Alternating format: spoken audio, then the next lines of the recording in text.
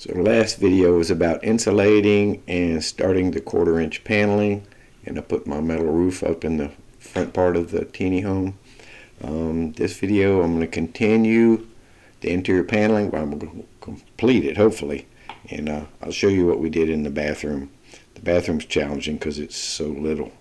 So obviously I'm cutting out the 120 volt boxes as I go, but the 12 volt little boxes I'm just putting a screw so I can find them later, because I don't know if 12 volt fixtures even need a box.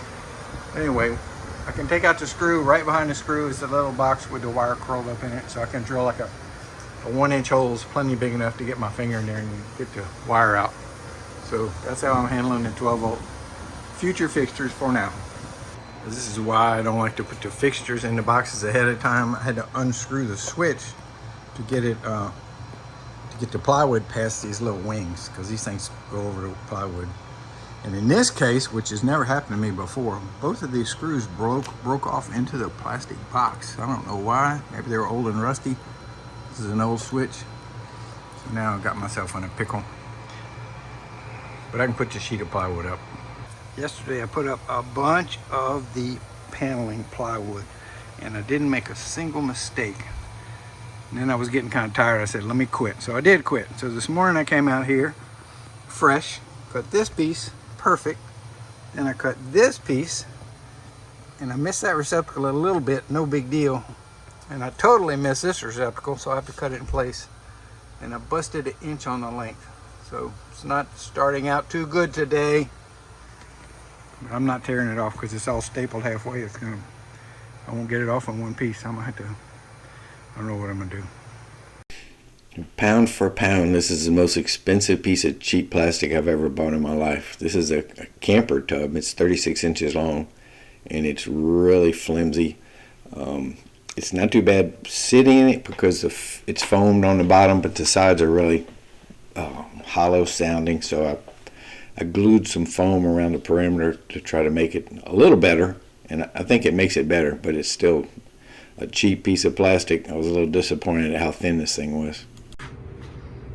So I got the first 2 bumps foamed and caulked and strapped into place, but I don't have enough of this good Loctite marine to do another wrap. I got the pieces cut. So I'll give this an hour or so to set up. I'm gonna run to Home Depot and get another tube, and we'll get the 3rd wrap today. And I'm not sure if I'm gonna do anything in the corners or just leave it be, but it's gotta be better than it was. So yesterday I put on the first 2 layers of pink, and I didn't think I had enough caulk to do the 3rd layer, so I didn't do it. Let's see how this is gonna work.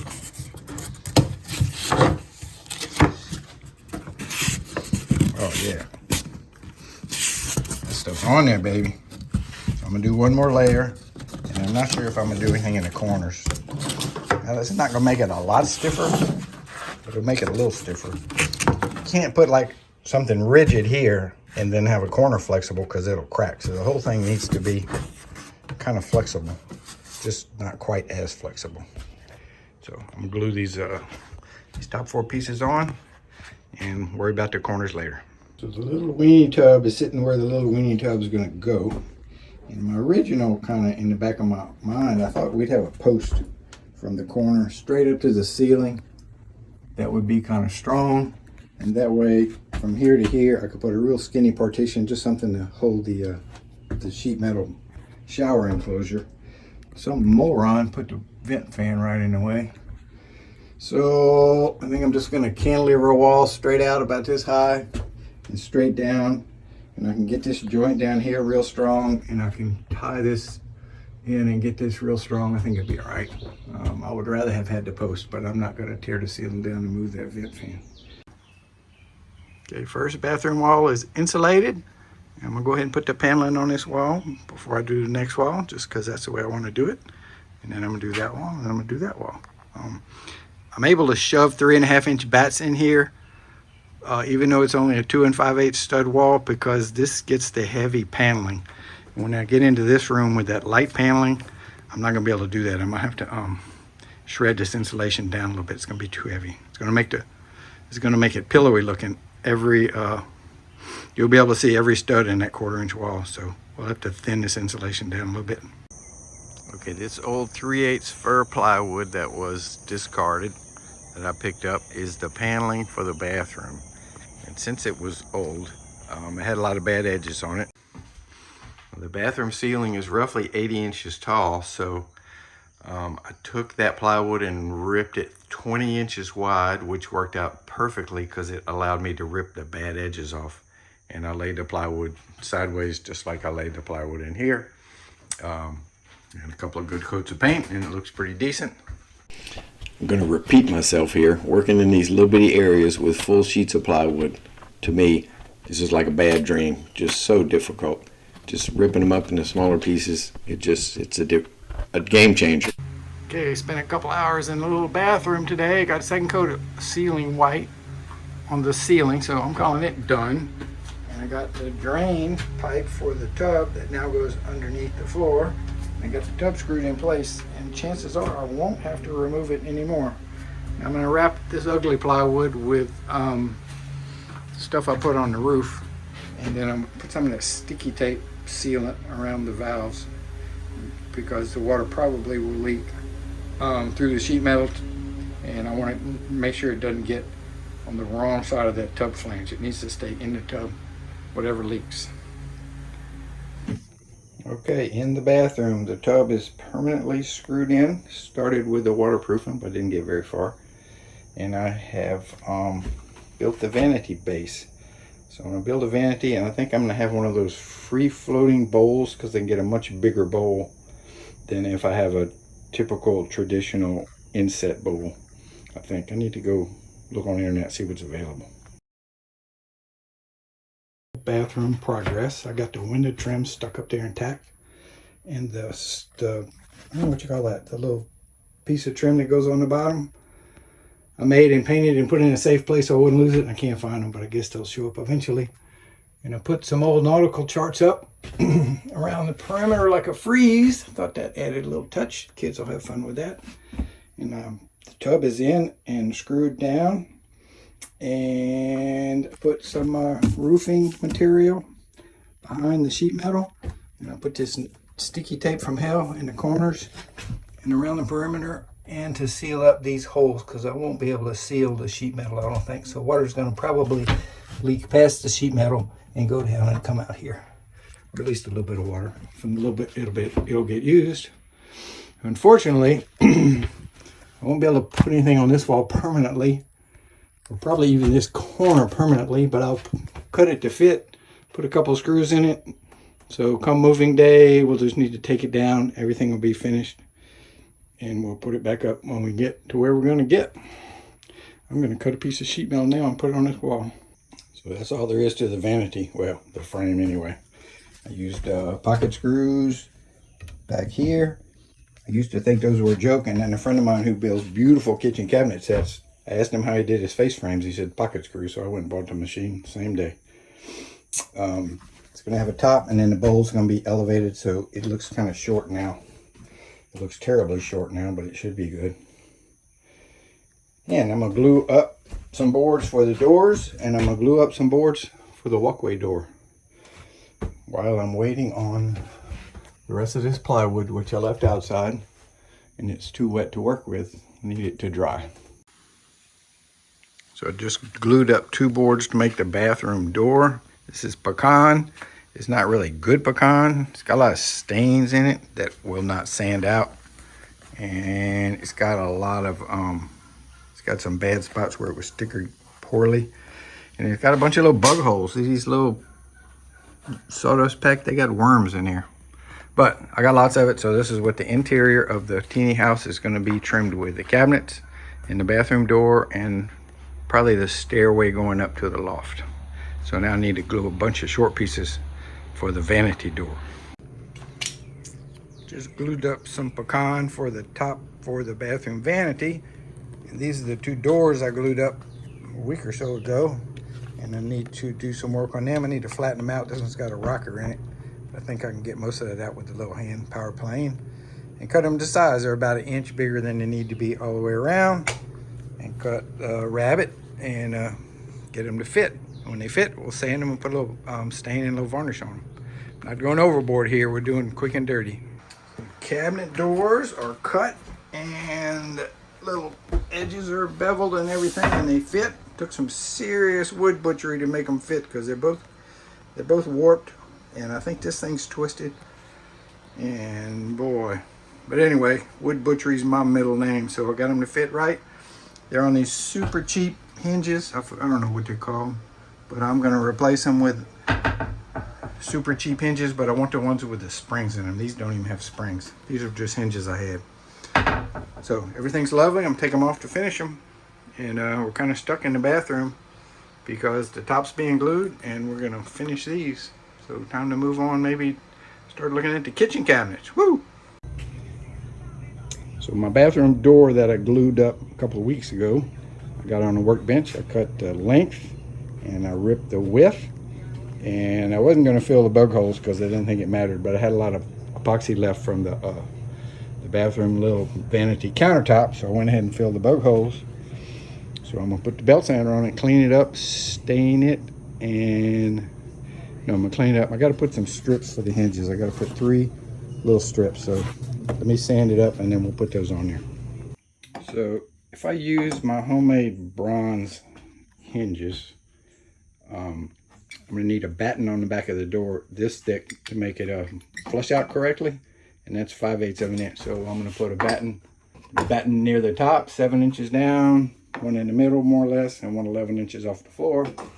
And we'll use our homemade bronze hinges, which I made when I first started the foundry, thinking that everybody would want to buy anything made out of bronze, and I was very wrong. So I've been sitting on these hinges for 8 years, so now I got a chance to use them.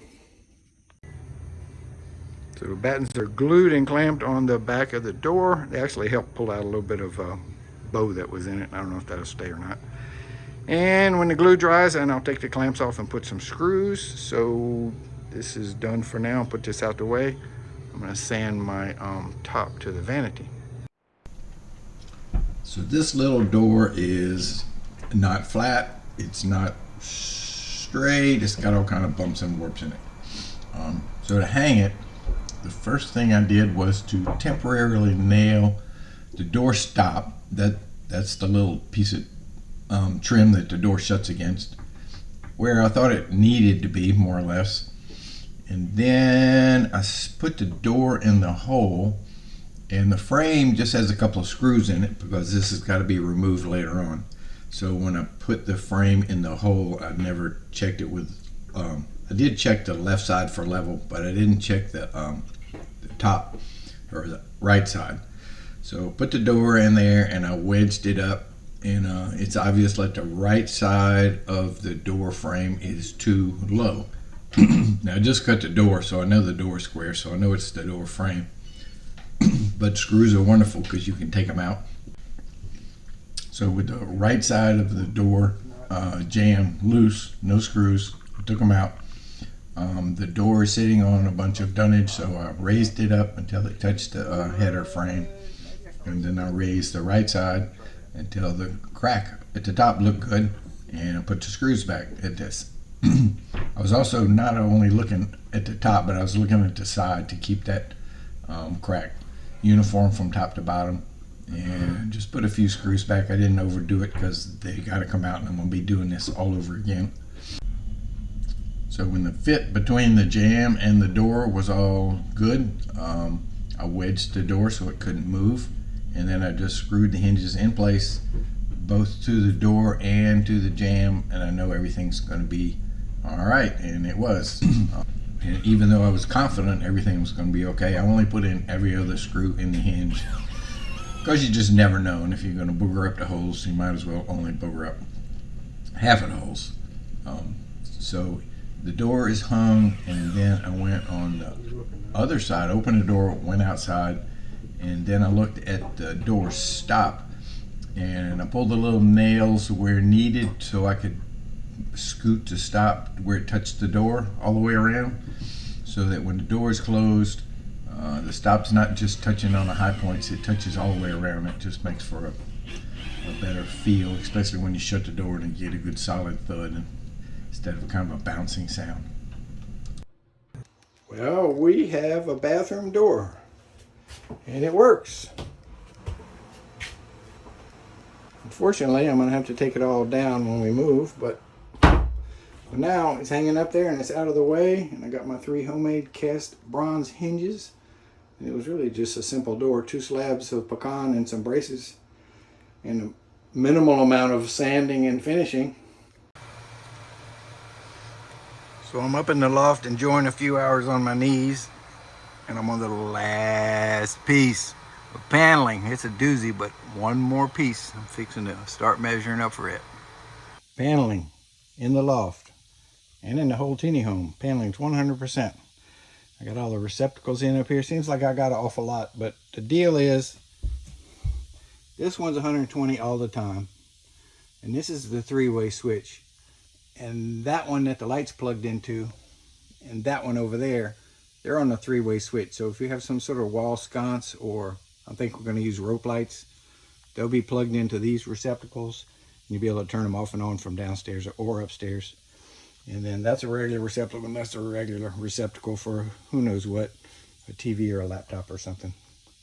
And those up there are both 12 volt, because that little vent fan is 12 volt. So this is good. I'm going to clean up the whole teeny house. Broom clean, because I'm getting ready to start painting. Well, I got to do a little trim. Then I'm going to start some painting. So the double switch for the light and the exhaust fan was right here. And that's just no good. You can't have a switch. I didn't want to switch in the shower. There's no way to trim it out on this metal. So I did what I don't like to do, is put a switch in another room for that room. And I put a double switch right here, and I promptly covered it up with plywood. So I know where the stud is, and I know it was nailed to the stud. And assuming I put it the same height as the other ones, it's somewhere right in here. I'm gonna cut a little hole and try to find it. If I do mess up, luckily this is a small sheet of plywood. It will be easily replaced. So I'll get the saw and see if I can find it.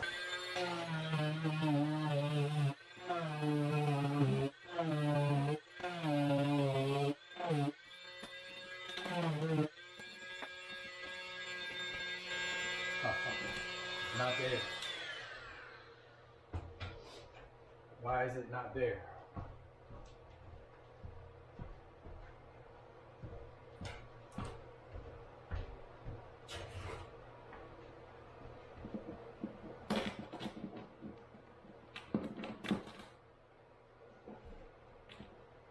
Nope, it's right here. It's on this stud. Oh well. I'm gonna have to waste this sheet of plywood. I'm gonna have to get it off. That wasn't very hard.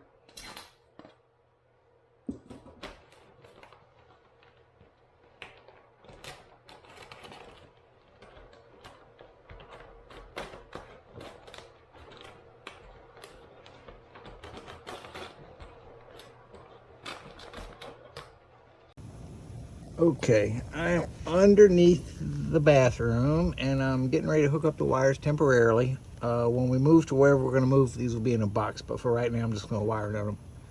Now I can tell by looking that these two are the switch wires. This switch, one of them switches a fan and one of them switches a light. And then this is the receptacles by the sink. So these 3 are easily recognizable. These 3 are all the same. They're just 3 wires going up into that switch box up there. And I need to separate them, identify them. So what I did was I shorted the white and the black together.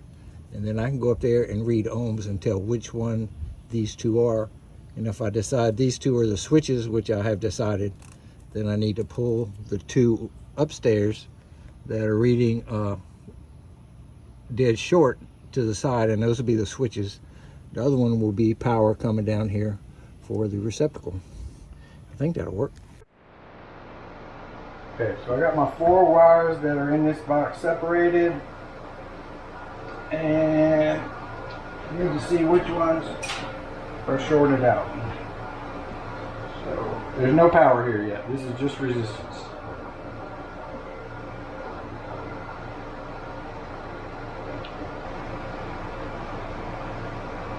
Okay, so this is definitely one. I'm gonna put a little curlicue in the wire so I know which one's which. That is not it. This is definitely one. The curly Q in the wire. Now make sure that these two don't read. Nope. And this one and this one. Okay. So it doesn't matter, but I've now designated these two as the switch wires. Now down here, this one's hot right now because it's coming from the last receptacle. And so this will make one receptacle. This will be the hot wire feeding this switch box. And the other one will be the hot wire feeding the receptacles right over my head in the loft. So I can turn the power off and make up that receptacle. And that's going to make one of these wires hot, and I'll just find it with the tester. So this is the hot one. These are my two switches, and this is power going to the receptacles in here. So there's got a lot of wires to make up in this one box, so I'm going to have to kind of take my time and make sure I don't get them all kerfuffled up like I did upstairs, but I got it straightened out. I haven't messed with my doors in a long time, and they haven't been closing well because the threshold, which was not painted, kind of swelled up from all the rain and made this door kind of stick. I got the threshold off. I'm going to trim it down.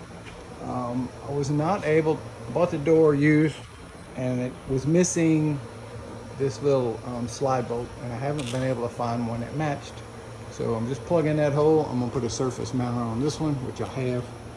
And without the threshold in place, the doors still fit really well. So I'm gonna go ahead and put the trimmer on the perimeter for keeps. Nail it on, getting really close to being ready to paint in here. Got those two long windows to do and this door. And it'll be paint time for a week, and that'll be pretty boring. I don't have any clips about installing this sheet metal in the bathroom, but there wasn't much to it. Probably one day replace these hex screws with something a little more user-friendly because they're kind of sharp. And one of the reasons I didn't want this wall to go up to the ceiling was to make this feel less claustrophobic. This is where the potty's going to go. It also gives us a shelf, and this certainly need more shelves in here. But anyway, got the sheet metal up. This piece is probably permanent. This piece and this piece will probably come out during the move along with this door. Now I have the trim cut for this side of this door so I can paint it. And again, it'll come off. I got this back window almost finished. I got to plug the holes that I made. And it's ready for paint. I got the trim around the door finished. And it's ready for paint. I got this window trimmed. It's ready for paint, and we're going to be ready for paint here soon. I haven't done the upstairs window. And what else? There's a couple little weird spots, like where this piece of pecan didn't go out far enough. I got to do something with that on both sides. And actually, I don't have any finish on the blue foam on this gable wall. Now this ceiling I'm going to do after I paint because I don't want to get paint on it. So we'll paint the walls first. So coming along in spite of the 100-degree temperatures we have every day. I got an air conditioner, but I'm not in here but a third of the time. Most of the time I'm in my shop cutting. But we're gonna get it done.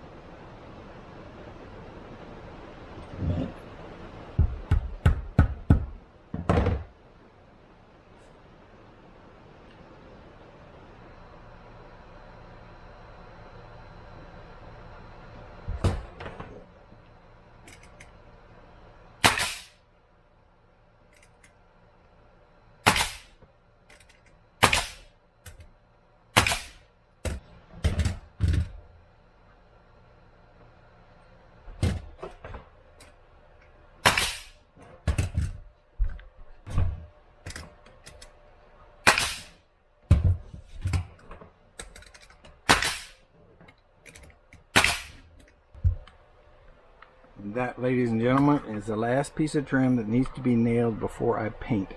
And it is the last board that will ride with the trailer.